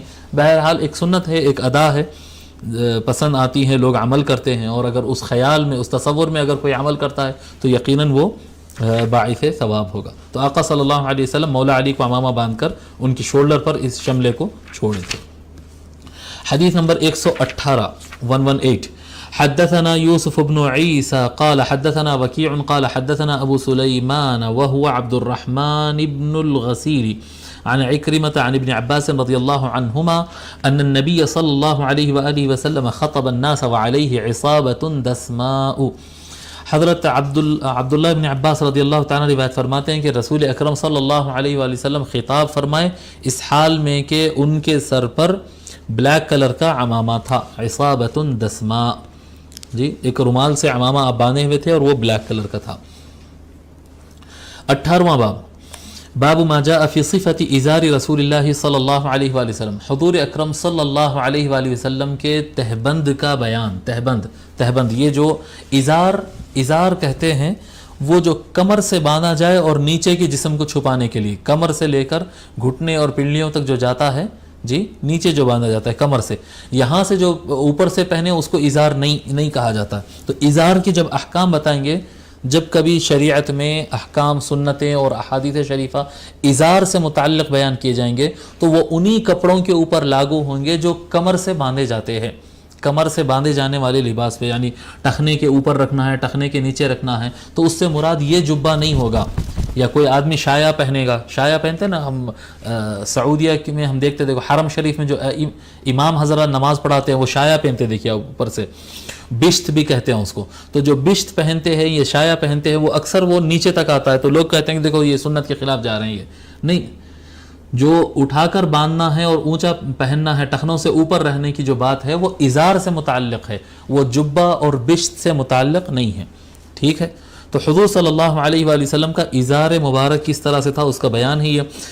حدیث نمبر 119 حدثنا احمد بن منیع قال حدثنا اسماعیل بن ابراہیم قال حدثنا ایوب عن حمید بن ہلال عن ابی بردة قال اخرجت الینا عائشة رضی اللہ عنہا کساء ملبدا وازارا غلیظا فقالت قبض روح رسول اللہ صلی اللہ علیہ وآلہ وسلم فی هذین. حضرت ام المؤمنین عائشہ رضی اللہ تعالی عنہا نے ایک مرتبہ کپڑا نکالا. ابو بردہ کہتے ہیں حضرت ابو بردہ رضی اللہ تعالیٰ عنہ یہ تابعی ہیں، وہ کہتے ہیں کہ ام المؤمنین عائشہ رضی اللہ تعالی عنہا ایک مرتبہ ایک کپڑا نکالے، کساء ملبدن، ایک چادر نکالے جس میں پیوند لگے ہوئے تھے، جی پیچز لگے ہوئے تھے، رفو کیا ہوا اور پیچز لگے ہوئے، اس میں ایک کپڑا اس طرح سے نکالے ہیں ملبدن و ازارا غلیظا، اور ایک تہبند کا کپڑا نکالے جو بہت موٹا تھا. عربی زبان میں غلیظ کا جو لفظ استعمال ہوتا ہے وہ گاڑھا اور موٹے کے لیے استعمال ہوتا ہے. اردو میں غلیظ کوئی اور معنی کے لیے، ازارا غلیظا، موٹے کپڑے کا ازار، ایک تہبند. ام المؤمنین عائشہ نے بتایا، دو چیزیں بتائے، ایک موٹے کپڑے کا ازار بتائے، تہبند بتائے، اور ایک بڑی چادر بتائے جس میں پیچز لگے ہوئے تھے. فقالت، اور یہ بتا کر انہوں نے کہا، قبض روح رسول اللہ صلی اللہ علیہ وآلہ وسلم فی ہذین، ان دو کپڑوں کے اندر آقا صلی اللہ علیہ وآلہ وسلم کی روح مبارک پرواز کی گئی اور قبض کی گئی، یعنی آقا صلی اللہ علیہ وآلہ وسلم کا وصال اس لباس میں ہوا تھا. حدیث نمبر 120 حدثنا محمود بن غيلان قال حدثنا أبو داود عن شعبة عن الأشعث بن سليم قال سمعت عمتي تحدث عن عمها رضي الله عنه قال بينا أنا أمشي بالمدينة إذا إنسان خلفي يقول ارفع إزارك. یہ اشعث بن سلیم کہتے ہیں کہ میری پھپھو، یعنی رحم نام تھا ان کا، میری پھپھو روایت کرتی ہیں اپنے چاچا سے. اب یہ جو چاچا ہے تحدث عن عمها، میری پھپھو اپنے چاچا سے روایت کرتی ہے. یہاں پر نام نہیں ہے، ان کا نام ہے عبید بن خالد، یہ صحابی ہے، ان کے بارے میں لکھ لیجئے، ان کا نام تھا عبید بن خالد، عبید بن خالد المحاربی، عبید بن خالد المحاربی، محاربی یہ صحابی ہیں اور یہ کوفہ کے رہنے والوں میں سے تھے، عراق میں کوفہ میں رہے تھے یہ، اور ان کی تاریخ وفات نہیں ملی. عبید بن خالد المحاربی، یہ صحابی کی تاریخ وفات نہیں ملی، یہ کوفہ کے رہنے والے تھے. تو حضرت عبید بن خالد رضی اللہ تعالیٰ عنہ روایت فرماتے ہیں، کہتے ہیں کہ ایک مرتبہ ایسا ہوا کہ میں مدینہ شریف میں چل رہا تھا، مدینہ منورہ شہر میں تھا اور میں چل رہا تھا. اچانک مجھے محسوس ہوا، میں محسوس کرتا ہوں کہ ایک آدمی مجھے پیچھے سے کچھ کہہ رہا ہے. میں چل رہا تھا مدینہ شریف میں، ایک آدمی مجھے پیچھے سے اچانک کہتا ہے ارفع ازارک، اپنے تہبند کو اوپر کرو، جی اپنے تہبند کو اوپر کرو، اونچا باندھو. ارفع ازارک فإنہ اتقى وابقى، کیونکہ یہ زیادہ تقوی کے لیے بھی اچھا ہے اور کپڑے کی لائف کو بھی زیادہ بڑھاتا ہے. عرب میں کیا ہوتا تھا، قدیم زمانے کے ہر زمانے کے ایک فیشن، ایک رواج، ایک ٹریڈیشن رہتا ہے. اس زمانے میں کیسا ہوتا تھا کہ لوگ اپنے آپ کو مالدار بتانے اور بڑا بتانے کے لیے جو تہبند ہوتا ہے یا نیچے جو کپڑا پہنا جاتا تھا اس کو تھوڑا لمبا پہنتے تھے، یہاں تک کہ وہ زمین پہ لیڑنا. تو زمین پہ اگر لیڑ رہا ہے، زمین سے اگر ٹچ ہو رہا ہے وہ، تو ماشاءاللہ آپ بڑے آدمی ہیں، آپ مالدار آدمی ہیں. اور جو غلام جو ہوتے تھے ان کو گھٹنوں تک کا لباس دیا جاتا تھا. جو سلیو ہوتے ہیں، سلیو کو جو لباس دیا جاتا تھا وہ گھٹنوں تک یا گھٹنوں سے اوپر یا گھٹنوں تک اس طرح کا سلیو کا تہبند جو ہوتا ہے بالکل چھوٹا ہوتا تھا. اور مالداروں کا جو ہوتا تھا وہ بہت مالدار اور پوزیشن والے لوگ جو ہوتے ہیں وہ کپڑوں کو لڑا کر چلتے تھے. ایک عام آدمی متوسط کامن مین جو ہوتا تھا وہ اپنی آدھی پنڈلی تک کپڑا پہنتا تھا. یہ ایک ٹریڈیشن تھا، یعنی کسی کی اگر آدھی پنڈلی تک، گھٹنے سے نیچے اور ٹخنے سے اوپر بیچ میں اگر کوئی کپڑا ہے تو مطلب یہ ایک کامن مین ہے، یہ ایک عام آدمی ہے یہ، ٹھیک ہے. اگر گھٹنوں تک ہے وہ تو مطلب یہ سلیو ہے، دیکھتے ہی یہ سلیو ہے. اور اس طرح سے لمبا ہے تو مطلب یہ بھائی صاحب ان کی تو گردن اکڑی ہوئی ہے، ان کی گردن، یعنی اپنے آپ کو بڑا بتانے کے لیے اس طرح سے کہتے. تو حضور صلی اللہ علیہ وسلم فرمائے ارفع ازارک، یہ جو اپنے تہبند کو آپ لڑا رہے ہیں زمین سے، اس کو اوپر کریے، اوپر کریے. فإنہ اتقى وابقى، کیونکہ اسے اوپر رکھنا یہ آپ کا تعلق باللہ کو صحیح رکھتا ہے، تقوی کی علامت ہے یہ. تقوی اختیار کریے, تکبر مت کریے, اللہ سے ڈرو اور یہ تکبر کی نشانی مت اپناؤ, اس کو اونچا کرو. فَإِنَّهُ أَتْقَى وَأَبْقَى, اور یہ کپڑے کی لائف کو بھی زیادہ رکھے گا. یہ خام خواہ لڑا کر اس کو جلدی پھٹ جاتا, خراب, اپنے کیا کہتے ہیں شو آف کے لیے آپ کپڑا بھی خراب کر رہے ہیں. تو کپڑے کی لائف بھی بچائیے اور اپنا تقوی بھی بچائیے اور تکبر سے رک جائیے. تو اٹھاؤ اپنے تہبند کو اونچا کرو. فَإِذَا هُوَ رسول اللہ صلی اللہ علیہ وآلہ وسلم, تو عبید بن خالد کہتے ہیں کہ میں دیکھا تو مجھے پتا چلا یہ تو رسول اللہ ہے صلی اللہ علیہ وسلم. پہلے تو نہیں پتا تھا نا, کوئی پیچھے سے کہہ رہا ہے فَإِذَا هُوَ رسول اللہ, ارے وہ تو رسول اللہ صلی اللہ علیہ وسلم ہے. فَقُلْتُ, میں نے عرض کیا یا رسول اللہ انما ہی بردۃ ملحا, میں نے عرض کیا یا رسول اللہ یہ تو ایک دھاری دار سادی چادر ہے. یہ یعنی جو مالدار لوگ تکبر کرتے ہیں وہ مہنگا کپڑا خرید کر وہ اس طرح سے لڑاتے ہیں, جی مہنگا کپڑا. یا رسول اللہ میں تو ایک عام لوگ کا کپڑا پہنا ہوں اور یہ عام کپڑا لڑ رہا ہے, اس میں کیا ہے؟ مطلب میں اگر تکبر کے لیے, یعنی اپنے آپ کو جسٹیفائی کر رہے تھے, وہ تکبر کے لیے اگر کرنا ہوتا تو وہ بھاری کپڑا وغیرہ لیتے نا. یہ تو سستا والا کپڑا, دھاری دار, یہ سادہ کپڑا جو ہے وہ کپڑا ہے, اس کے لڑنے میں کیا ہے جی, عام لوگ کا کپڑا ہے یہ. قال اما لک فی اسوۃ, حضور صلی اللہ علیہ وآلہ وسلم فرمائے آپ مجھ سے اسوہ نہیں لیتے, میرا اگزامپل نہیں لیتے, آپ مجھ کو فالو نہیں کرتے ہیں. دیکھو میں کیسا پہنتا ہوں, جی میں جیسا پہنتا ہوں دیکھو ایسا پہننا چاہیے, کیا آپ نہیں اپنائیں گے؟ فنظرت فاذا ازاره الى نصف ساقيه, حضرت عبید رضی اللہ تعالیٰ عنہ کہتے ہیں میں نے غور سے حضور صلی اللہ علیہ وآلہ وسلم کے ازار کو یعنی اس وقت توجہ دیا, میں غور کیا. فنظرت فاذا ازاره الى نصف ساقيه, حضور صلی اللہ علیہ وآلہ وسلم کا ازار مبارک, آپ کا تہبند جو ہے آدھی پنڈلیوں تک تھا. یعنی آپ ایسا تصور کریں ٹخنوں سے اور گھٹنوں کے درمیانی حصہ جو ہوتا ہے, یعنی جیسا کہ ہم بتائیں کہ ایک کامن مین کا جو لباس ہوتا تھا اس طرح سے حضور صلی اللہ علیہ وآلہ وسلم پہنے تھے. اب اس میں علماء کرام بتاتے ہیں کہ یہ گھٹنے اور ٹخنے کے درمیان جو پنڈلی ہوتی ہے وہ پنڈلی تک ہوتا تھا تھوڑا سا نیچے کی طرف مائل, تھوڑا سا, یعنی ایک دم سینٹر نہیں ہوتا تھا, تھوڑا سا نیچے کی طرف مائل ہوتا تھا. بہرحال ٹخنے سے اوپر اور گھٹنے کے نیچے درمیانی نصف ساقی, آدھی پنڈلیوں تک آقا صلی اللہ علیہ وآلہ وسلم کا ازار اور تہبند تھا. حدیث نمبر 121 حدثنا سوید بن نصر قال حدثنا عبد الله بن المبارك عن موسى بن عبيدة عن إياس بن سلمة بن الأكوع عن أبيه سلمة بن الأكوع قال كان عثمان بن عفان رضی اللہ عنہ يأتزر الى انصاف ساقی. دو صحابیوں کا ذکر ہے اس کے اندر. سب سے پہلے نام لکھیں سلمہ, یہاں پر نام کیسا آ رہا, ایاس بن سلمہ بن اکوع.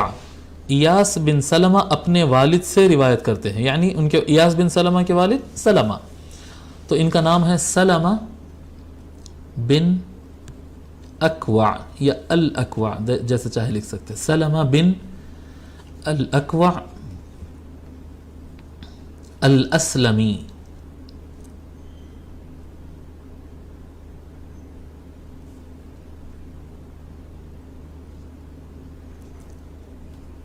یہ اکوع ان کے دادا کا نام ہے, سلمہ بن الاکوع جو کہتے ہیں یہ ڈائریکٹ ان کے دادا کی طرف منسوب کرتے ہیں. ان کے والد کا نام عمر تھا, سلمہ بن عمر بن الاکوع, ایسا ہے اصل نام, سلمہ بن عمر بن اکوع, مگر عام طور پہ ان کے والد کا ذکر نہیں کرتے, وہ دادا غالباً مشہور آدمی تھے ہوں گے تو اس لیے سلمہ بن الاکوع الاسلمی کہا جاتا.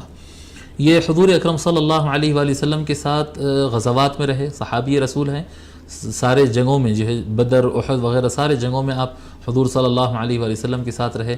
بیعت الرضوان میں آپ رہے حضور صلی اللہ علیہ وآلہ وسلم کے پاس, جی بیعت الرضوان وہ صلح حدیبیہ کے موقع پر جو آقا کے ہاتھ پر بیعت ہوئی تھی نا درخت کے نیچے, اس میں بھی آپ شریک رہے. حضور صلی اللہ علیہ وآلہ وسلم آپ کی تعریف کرتے اور فرماتے خیر رجالتنا سلمہ بن الاکوع. حضور صلی اللہ علیہ وسلم فرماتے میرے آدمیوں میں, میرے سب سے اچھے آدمیوں میں سے سلمہ بن الاکوع ایک ہے, میرے سب سے اچھے آدمیوں میں سے ہے یہ. ان کا انتقال 74 ہجری کو مدینہ شریف میں ہوا, مدینہ شریف میں 74 ہجری کو آپ کا انتقال ہوا مدینہ شریف میں. یہ ذکر کر رہے ہیں حضرت عثمان بن عفان رضی اللہ تعالیٰ عنہ. حضرت عثمان رضی اللہ تعالیٰ عنہ کا ذکر جہاں تک مجھے یاد آ رہا ہے کہ ہم وہ انگوٹھی کا جو چیپٹر تھا اس میں بھی ہم پڑھے تھے جب کنویں میں گر گیا, لیکن وہاں پر ہم لکھانا بھول گئے تھے ان کے بارے میں. اب یہاں پر لکھ لیتے ہیں عثمان بن عفان, عثمان بن عفان الاموی القرشی، عثمان بن عفان الاموی القرشی. بنو امیہ فیملی میں اس زمانے میں 2-5 لوگ ہی اچھے لوگ تھے، اور حضرت عثمان رضی اللہ تعالی عنہ تو سب سے اچھے لوگ میں سے ایک تھے. السابقین بالاسلام میں سے، یعنی پورا بنو امیہ اسلام کا دشمن تھا، لیکن حضرت عثمان غنی رضی اللہ تعالیٰ عنہ اپنے پورے خاندان کے خلاف جا کر اسلام قبول کرے تھے اور اسلام کی تائید میں کھڑے ہوئے تھے. آپ کو ذو النورین کہا جاتا، آپ عشرہ مبشرہ میں سے بھی ہے اور خلفائے راشدین میں سے بھی ہے، اور آپ کو ذو النورین 2 نور والا کہا جاتا، کیونکہ نبی اکرم صلی اللہ علیہ وآلہ وسلم نے ایک کے بعد ایک اپنی 2 بیٹیوں کو آپ کے نکاح میں دیا تھا. ایک کا نام رقیہ اور ایک کا نام ام کلثوم. سب سے بڑی بیٹی تھی زینب رضی اللہ تعالیٰ عنہ، حضرت زینب رضی اللہ تعالیٰ عنہ. ان کے شوہر ربیع تھے رضی اللہ تعالیٰ عنہ، ان کے بات الگ. ٹھیک ہے.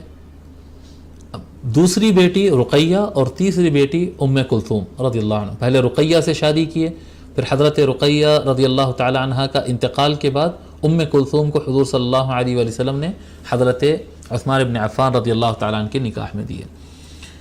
اور بہت بڑے تاجروں میں سے تھے آپ. 2 صحابہ کے نام ہیں، جو ایک عبد الرحمن ابن عوف ہے اور ایک عثمان ابن عفان رضی اللہ عنہ. یہ ایسی عجیب تجارت تھی یہ حضرات کی، اور ایسی اللہ تعالیٰ نے ان کے ہاتھ میں ایسی برکت دی. جو مال کو یہ لوگ تجارت کے لیے جس مال پہ ہاتھ رکھ دیں بس پیسہ ہی پیسہ ہوتا تھا. یہ بہت، یعنی ہجرت کر کے آئے تو اس وقت کچھ نہیں تھا، لیکن مکہ مکرمہ میں تھے تو کافی پیسے والے تھے، بڑی تجارت تھی آپ کی. سب چھوڑ چھاڑ کے مدینہ شفٹ ہوئے، سب چھوڑ چھاڑ کے مدینہ شریف شفٹ ہوئے. اور مدینہ شریف شفٹ ہوئے تو اس وقت ہاتھ میں کچھ نہیں تھا، چھوٹی موٹی چیزوں کو لے کر اس سے بزنس سٹارٹ کیے، پھر بڑے مالدار ہو گئے. تو بڑا، یعنی تجارت کی بڑی اللہ تعالیٰ نے ان کے اندر صلاحیت اور برکت رکھی تھی، اور بہت زیادہ سخی تھے.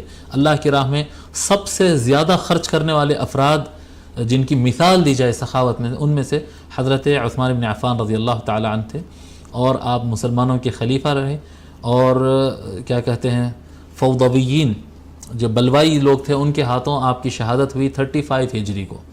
35 ہجری کو آپ شہید ہوئے، اور آپ کی شہادت کے بعد حضرت مولا علی علیہ السلام خلیفہ ہوئے. ٹھیک ہے.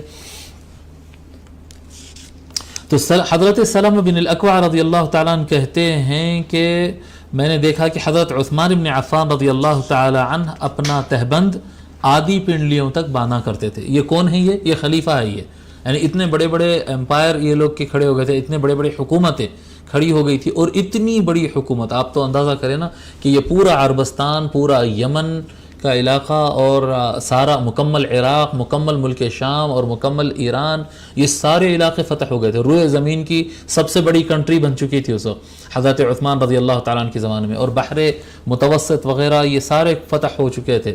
اتنا سب کچھ ہونے، اتنے بڑی کیا کہتے ہیں ملک کے یہ حکمران اور خلیفہ تھے، اور ان کے تہبند جو ہے وہ آدھی پنڈلیوں تک ہی رہا کرتا تھا. یعنی ان کے اتنے بڑے حکمران ہو کر بھی یہ لوگ کے مزاج کے اندر تکبر نہیں آتا تھا. یہ ایک کامن مین کا جو ڈریس ہوتا نا، ایک عام انسان کا جو ڈریس ہوتا تھا، اسی کو یہ لوگ اپناتے تھے. حدیث نمبر 122 122. حدثنا قتيبة بن سعيد قال حدثنا ابو الاحوص عن ابي اسحاق عن مسلم بن نذير عن حذيفة بن اليمان رضي الله عنه قال أخذ رسول الله صلى الله عليه وآله وسلم بعضلة ساقي أو ساقه فقال هذا موضع الإزار. حضرت حذیفہ بن الیمان، یہ اس چیپٹر کی آخری حدیث ہے. اس میں لکھ لیجئے حضرت حذیفہ کے بارے میں لکھیں. حذیفہ بن الیمان، حذیفہ بن یمان العبسی الغطفانی، حذیفہ بن الیمان العبسی الغطفانی. یہ مکہ مکرمہ میں پیدا ہوئے اور ہجرت کرے، اسلام سے قبل ہی ہجرت کر کے یثرب کو پہنچ گئے تھے. یثرب یعنی مدینہ شریف. بعد میں آقا پہنچنے کے بعد مدینہ رکھے نا، پرانا نام یثرب تھا، تو یہ چلے گئے تھے، وہاں پر شفٹ ہو گئے تھے. ان کو کہا جاتا ہے صاحب سر رسول اللہ، رسول اکرم صلی اللہ علیہ وآلہ وسلم کے رازدار کہا جاتا ہے. حضرت حذیفہ حضور صلی اللہ علیہ وآلہ وسلم کے رازدار تھے. آقا صلی اللہ علیہ وآلہ وسلم ان کو کئی راز بتائے تھے، جس میں سے ایک راز یہ تھا کہ میری امت اور میرے صحابہ کی صفوں میں جو منافقین ہیں جن کو لوگ نہیں پہچانتے، ان کی پہچان ان کو حضور صلی اللہ علیہ وسلم عطا فرمائے تھے. حضور اکرم صلی اللہ علیہ وآلہ وسلم کے ساتھ سارے جنگوں میں شریک رہے سوائے جنگ بدر کے. جنگ بدر کے علاوہ حضور صلی اللہ علیہ وسلم فرمائے تھے کہ آپ کو اس میں شریک نہیں ہونا ہے. اس میں ایک میں شریک نہیں رہے، باقی سب میں شریک رہے. ٹھیک ہے. آپ کے دونوں بیٹے آپ ضعیف ہو چکے تھے، تو آپ اپنے بیٹوں کو مولا علی علیہ السلام کے ساتھ جنگ صفین میں بھیجے تھے، اور ان کے دونوں بیٹے جنگ صفین میں مولا علی علیہ السلام کی طرف سے لڑے اور شہید ہوئے. اور آپ کا وصال 36 ہجری کو ہوا، آپ کا انتقال 36 ہجری کو ہوا. حضرت حذیفہ بن الیمان رضی اللہ تعالیٰ عنہ فرماتے ہیں کہ رسول اکرم صلی اللہ علیہ وآلہ وسلم نے ان کے پنڈلی کو پکڑا. حبلۃ الساق، پنڈلی کا جو مسل ہوتا ہے، پنڈلی کا اوپر کا حصہ جو جہاں گوشت ہوتا ہے، اس کے کیا کہتے ہیں، اس کے مسل کو آقا صلی اللہ علیہ وسلم نے پکڑا. اب اوپر کے راوی سے تھوڑا سا بھول ہو گئی اس کے اندر کہ حذیفہ بن الیمان کی پنڈلی کو حضور نے پکڑا یا اپنے خود کی پنڈلی کو انہوں نے پکڑا. یہاں پر راوی کو تھوڑا سا وہ ہو گیا. تو حضور صلی اللہ علیہ وآلہ وسلم نے اپنی پنڈلی کے مسل کو یا حذیفہ رضی اللہ تعالیٰ عنہ کی پنڈلی کے مسل کو پکڑ کر فرمایا فقال هذا موضع الازار، یہ جگہ ہے تہبند ختم ہونے کی، تہبند باندھنے کی یہ جگہ ہے. تہبند اوپر سے کمر کے پاس باندھا جاتا ہے اور نیچے کہاں تک چھوڑا جاتا، تو فرمائیں کہ یہ پنڈلی کی جو مسل ہے یہاں تک یہ جگہ ہے ازار پہنچنے کا. فَإِنْ أَبَيْتَ فَأَسْفَلْ، اگر آپ سے اتنا نہیں ہو سکتا ہے اور لمبا کرنے کا اگر خواہش ہے، کیونکہ سب سے اچھی جگہ تو یہ ہے، اگر اس سے اور لمبا کرنا ہے فَأَسْفَلُ، اس سے تھوڑا اور نیچے آپ کر سکتے ہیں. فَإِنْ أَبَيْتَ، نہیں اور بھی اگر نیچے کرنا ہے آپ کو، فَلَا حَقَّ لِلْإِزَارِ فِي الْكَعْبَيْن، تو یاد رکھو ازار کے اوپر ٹخنوں کا کوئی حق نہیں ہے. یعنی ٹخنوں کے نیچے جانا، ٹخنوں کو مکمل کور کرنا ازار کا، یہ صحیح نہیں ہے. ازار یعنی اس میں تہبند بھی آئے گا، اس میں پاجامہ بھی آئے گا، اس میں سب کچھ آئے گا. تو وہ ٹخنوں سے نیچے جانا، یہ ازار ٹخنوں سے نیچے تک جائے، یہ ٹخنوں کا اتنا حق نہیں ہے، وہاں تک نہیں جانا چاہیے. ٹخنے کو ٹچ اگر ہوتا ہے، ٹخنے آدھے ٹخنوں تک اگر ٹچ ہوتا ہے تو بھی چلے گا، اس سے اوپر ہوگا تو بھی چلے گا. یہ پسندیدہ لباس تھا حضور صلی اللہ علیہ وآلہ وسلم کا. لیکن آج کے زمانے میں احکام تھوڑا سا بدل جاتے ہیں. آج کے زمانے میں احکام بدل جاتے ہیں، اس لحاظ سے بدل جاتے ہیں کہ یہ زمانے میں لباس کا لمبا ہونا یہ تکبر کی علامت نہیں ہے. لیکن اس کے باوجود علماء کرام بتاتے ہیں کہ ٹخنوں سے نیچے پھر بھی نیچے کرنا مکروہ ضرور ہوگا. تکبر کی اگر وجہ سے ہوگا، تکبر کی وجہ سے اگر کوئی ٹخنوں سے نیچے کر رہا ہو تو وہ حرام ہوگا. اور بغیر تکبر کے بھی اگر کسی کے لمبے ہوتے ہیں تو کراہیت تنزیہی سے تو یہ خالی نہیں رہے گا، مکروہ تو رہے گا. بہتر یہی ہے کہ ٹخنوں سے اوپر ہی رہے، چاہے وہ پاجامہ ہو، پینٹ ہو یا وہ تہبند ہو، یہ سب سے بہتر ہے. ٹھیک ہے، آج کے لیے کافی ہے، تھوڑا سا وقت بڑھ گیا لیکن ہم چیپٹر مکمل کر لیے. وصلی اللہ تعالی وسلم علی خیر خلقہ سیدنا محمد وعلی آلہ وصحبہ اجمعین والحمد للہ رب العالمین.